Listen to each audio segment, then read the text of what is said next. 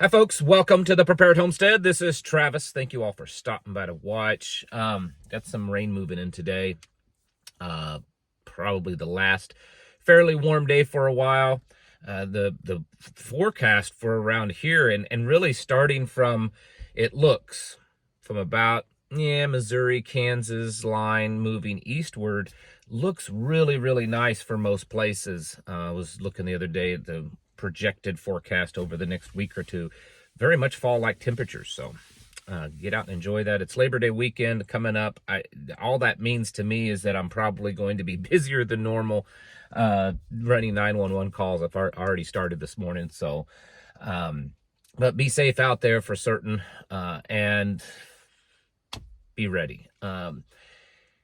Once again, and I know this has been going on for like a month now, but the United States government, Pentagon, is saying, they said yesterday that they believe that Iran will start attacking Israel within the next 24 hours.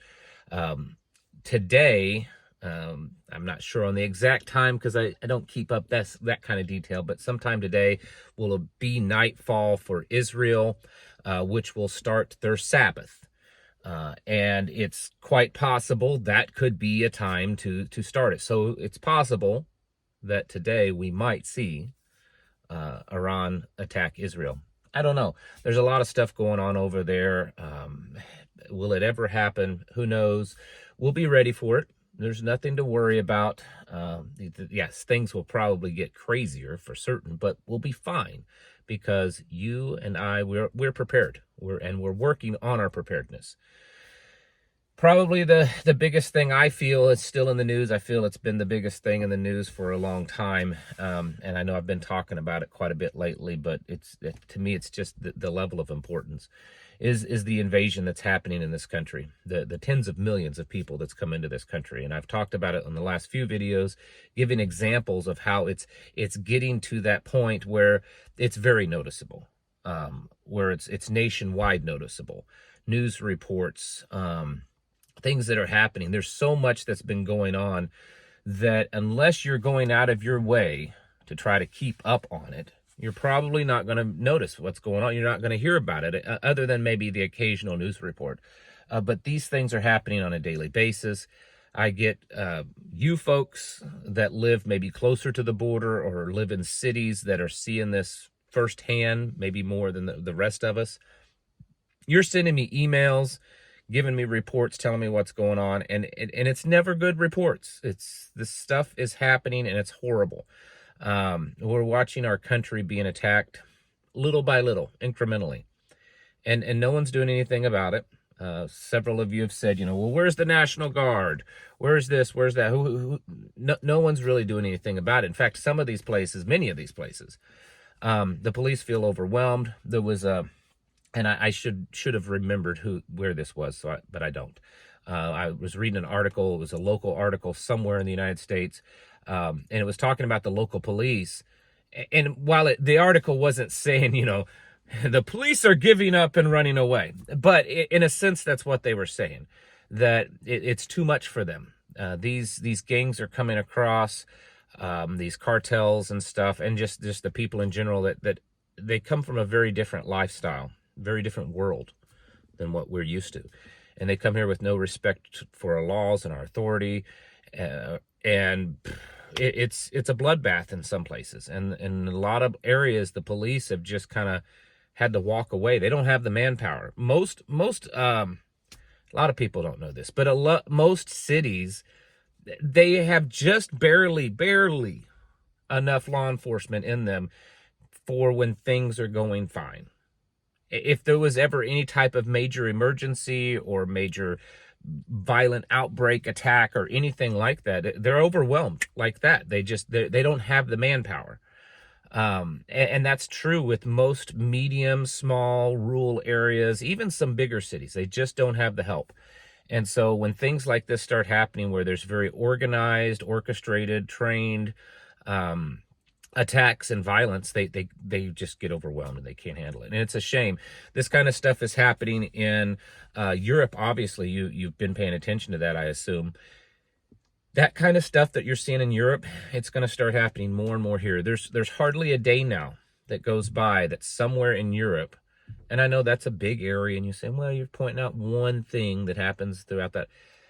We're seeing murders, rapes, attacks, stabbings, attacks on little children, kidnapping, at a rate that's just astonishing. And you have to understand, don't forget that Europe, it wasn't that long ago that most places in Europe were really safe in comparison to the rest of the world. You know, you may have, if you were a tourist, you may have to deal with like a pickpocket, or maybe someone trying to scam you. But for the most part, you know, you could walk down the streets of many European cities and not have to worry about too much violence against you. There was just this level of respect. They were safe. That's why there's always American tourism. That's one of the reasons. They know they can go there and they're safe. That's not the case anymore.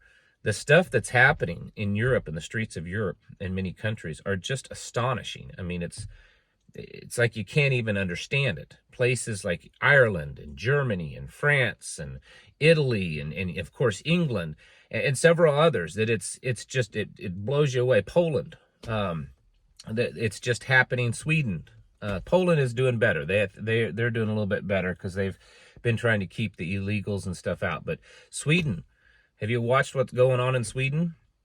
It's awful. This kind of stuff is going to start happening more and more here in the United States. It will spread. Will it spread to every single community and city in the United States? Maybe not. But it will be spreading, and it will get to the point that most places in the United States, you're going to have to be a little bit more on guard.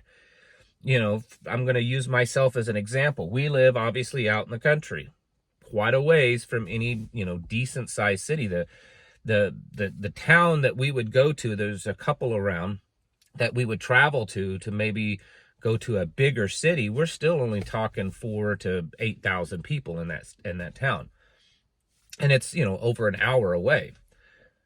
Those kind of places will start seeing this. If these towns live on highways, if there's colleges, any type of infrastructure that would draw these people in, work. I've heard so many people, even here in the Ozarks and in other places, talking about how they're seeing more and more and more people congregating, you know, doing work that are not Americans. They're not Americans. They don't know where they come from. They're not sure if they're, you know, from Mexico or Argentina or Venezuela or Guatemala or El Salvador or whatever. There's more and more of them. And as this builds, it's going to become more and more dangerous for us. I think we're all realizing that. I think most of you all get that now. What we need to be doing, of course, is your continual preparedness, building up. Don't sit back and take a break, really. I mean, yes, it's okay to take breaks, but don't stop. Don't give up. Vigilance, awareness, keeping your head on a swivel. Continue with your training. You should stay strapped. You should know how to use your firearm. Your family should know how to go into kind of a defense mode together. If it's a husband and wife and children out shopping, what is your plan? What is your plan if some type of violence outbreaks? You know, is it the wife and children are trying to get into the car and the husband is protecting and defending? You know, is there certain code words that you use so that everyone knows that it's real and it's time to go into action? What are your plans? These are things that you should be having conversations with your family and doing training together. Because while you might sit back and say, yeah, well, that's not happening where I'm at. Where I'm at, it's nice and it's safe and we're not seeing those kind of problems. That's fine. But it's going to start happening everywhere. And the possibility of it getting to where you live is very real. So we need to be paying attention to that. The world, and I'm not going to go deep into this. This will certainly be another video. But all of this is planned. You and I know that. But I think sometimes we either have a difficult time or we don't take the time to really wrap our heads around what that really means. It's not just that the wars going on are planned or the illegals coming across the border is planned. This stuff has been planned much further back, much deeper than just those things. It's been planned to the point of literally dumbing down and brainwashing Americans, getting everyone to where they're in their phones constantly, where there's just almost this disconnect from their very soul. And we're seeing that more and more. You go out in public. My wife and I, we were somewhere a few weeks back. And anyway, so we were sitting there, and my wife, we were talking. There's people around, right? And my wife leaned over to me. She goes, "Look at everyone here." And so I started paying attention. She said, "Everyone's like in their phones. Like everyone's, looking at phones. They're like completely disconnected to the people around them, to their surroundings, and all that kind of stuff." And this is, I believe, all part of the plan.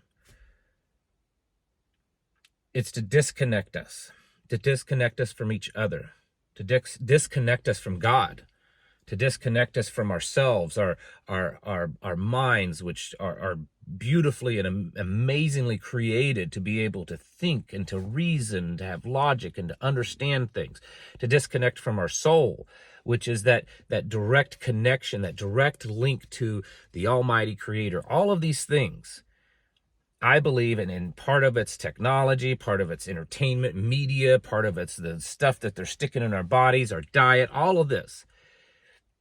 I believe it's all connected.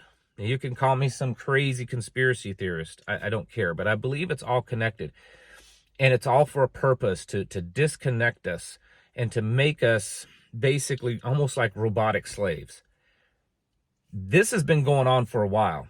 And I think we're starting to get to a point where it's coming together, and it's less and less of just this theory and more that, wow, it's reality. Like it's actually happening. And that, I think, means it's a dangerous place for us, because I think that what that tells me is that whatever the overall arching diabolical plan is starting to come together. And we don't know where this is headed exactly. We know how it's going to end, but we don't know how we're going to get to the end. And we have to be ready for that. That's why you should it's not just about buckets of food and canned goods and bullets and, that kind of stuff, and solar panels and stuff. That's all important. That's all important. Medical kits, everything. That's important. But it's really here, and it's here. You know what I'm saying. You folks you're intelligent. You're the smartest listeners on YouTube. You know what I'm saying. We have to be really understanding that and having our defenses up against this stuff, praying for discernment, for guidance, for strength and for protection over ourselves and over our family, over our communities, because the evilness that's out there, whether it's the physical evilness that's, through a phone or through, food or whatever, or it's the spiritual evilness that's attacking us internally, it's all coming together, and it's very real, and it's for purpose. And I think we're getting to that point that's really full on happening. Like the plan has been put together for decades, for centuries. And now, as the plan has been put together, now it's going into full action. And I hope that makes sense to some of you, all of you. But we have to get ready. We have to be getting our houses in order and preparing ourselves mentally, physically, and spiritually. Thanks for watching. I'll catch you in the next video.